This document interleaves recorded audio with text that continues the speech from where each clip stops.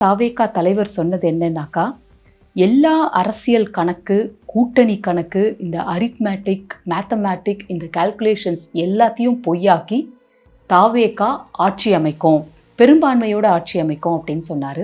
அவர் சொன்னதில் கிட்டத்தட்ட பாதிக்கு மேலேயே நடந்துருச்சுன்னு சொல்லலாம். அவர் சிங்கிள் லார்ஜஸ்ட் பார்ட்டியாக இருக்கிறதால கண்டிப்பாக அவர் தான் ஆட்சி கோரும் உரிமையை கேட்க போகிறாரு. ஆனால் 108 இடங்களில் வெற்றி பெற்றிருந்தாலும் மெஜாரிட்டி மார்க்கான 118 தாவேகா தொடலை. தாவேகா ரொம்ப பெஸ்ட் பர்ஃபார்மன்ஸ் கொடுத்துருக்காங்க அப்படின்னாக்கா நம்ம கண்டிப்பாக சென்னை தான் சொல்லணும்.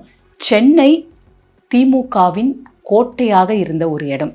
இது வரைக்கும் எம்ஜிஆர் ஆகட்டும், ஜெயலலிதா அவர்களாகட்டும், இவங்க 2 பேருமே சென்னையில் இந்த மாதிரி தாவேகாக்கு கிடைச்ச ஸ்வீப் மாதிரி அவங்க 2 பேருக்கும் கூட கிடைச்சதில்லை. கிட்டத்தட்ட 16 கான்ஸ்டிடியூயன்சிஸ் நம்ம சென்னையில் பார்த்தோம்னாக்கா 14ல் தாவேகா வெற்றி பெற்றிருக்கு.